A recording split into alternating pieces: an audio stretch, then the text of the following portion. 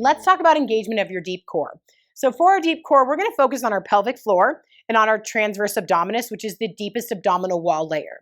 These can take some practice. So this might be something that you work on standing, but you can also do it laying down. So for the pelvic floor, I'm going to give you a few cues. One cue is imagine that it's the claw game. The claw's coming down, and then you're lifting up, up, up, up, up the toy that you got from the claw game. You can imagine that there's a blueberry, and you're picking the blueberry up gently with your vagina and pulling it up.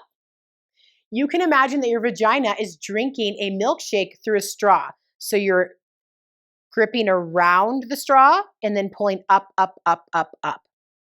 You can also picture your two sits bones, your pubic bone and your tailbone coming together to form a point and then lifting up. The idea is that we're pulling together and then lifting up. We're not pulling together and pushing outward into a bulge. We're lifting up. Now for the pelvic floor, we want to make sure that we're not just gripping it all the time because we don't want to be doing Kegels, especially for preparing for birth, but even postpartum, we don't want to just be doing Kegels where we're just activating that pelvic floor. But it is good to have an awareness of how to engage your pelvic floor and to be able to connect with what an engagement is, what neutral is, and what bulging is. So whenever we're doing a workout, our pelvic floor and our abdominal wall should be meeting the load of what we are lifting. Let's dive into the transverse cues and then we'll move on to that statement and explain that more. So for the transverse abdominis, it runs from down in this region here where my pelvic bone is, all the way up to my rib cage, but we're gonna focus on the engagement lower. That's gonna be where we're really putting our energy and our focus and visualizations. So you can imagine that these are two bookends and we're closing them. You can imagine that there's a string between these two front pelvic bones here and you're shortening the string. I like to think about a lift up, like I'm lifting my pubic bone up to my belly button. This is particularly helpful when you're pregnant, as you're thinking about this belly scoop, this belly lift, so the pubic bone is coming up to the belly button. I also like to think I'm putting on some skinny jeans and that engagement of where the belly comes in, or that you're zipping up pants. So a lot of cues that people like that seems to resonate really well is the zipping up of pants. So imagine that you're zipping up your lower abdominal wall. So when I say pelvic floor lift, you're going to think about the engagement and pick which cue works for your brain. And when I say engagement of your lower abdominal wall, your transverse abdominis, you're going to think about one of those cues in whichever one works for you. And I'm going to call it a wrapping. Okay. Now I mentioned a little bit ago, you're going to match the load. So if I'm just doing an air squat, I'm just thinking about my pelvic floor and my abdominal wall, but I'm not telling them they have to do anything. But if you're having a hard time connecting, you can think about those cues and engage about 20%. Now, if I'm lifting and I'm squatting to pick up a really heavy moving box, I'm not going to do a 20% engagement. I'm probably going to be hitting 50 to 80% engagement so that my core is stabilizing for me, maybe even a higher percentage depending on how heavy it is.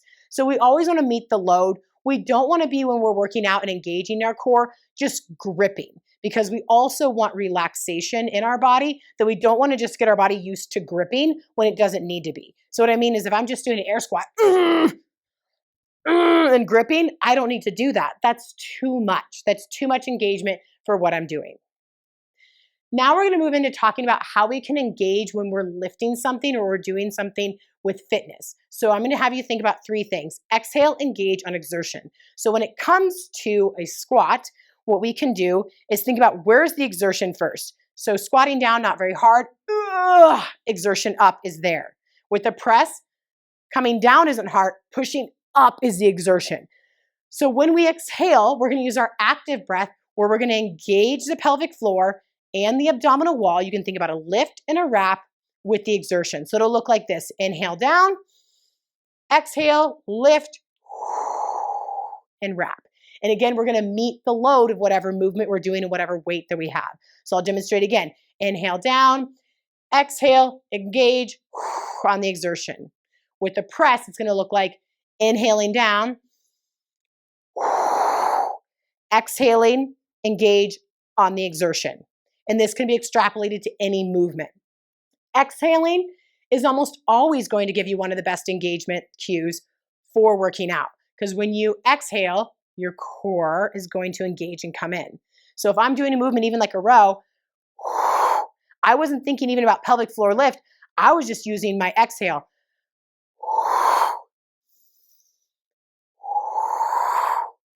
So at the very least, even if you're having a hard time thinking about the cues of your core, I want you to utilize that exhale. And when you're thinking about your deep core, I want you to think about a lift and a wrap. Lift and wrap as I'm exhaling. So we reviewed how to engage your pelvic floor, which is something that you can practice in standing, sitting, or laying. We talked about how to engage your abdominal wall, which again, you can practice in either of those positions as well. And then utilizing that engagement of that deep core, the pelvic floor and the transverse with your breath on an exertion. And then last but not least, we talked about we want to make sure that the exertion or how we're cueing our body and how we are engaging is meeting the load of what we are doing and not doing too much. So that's going to be some cues to help you as you work out.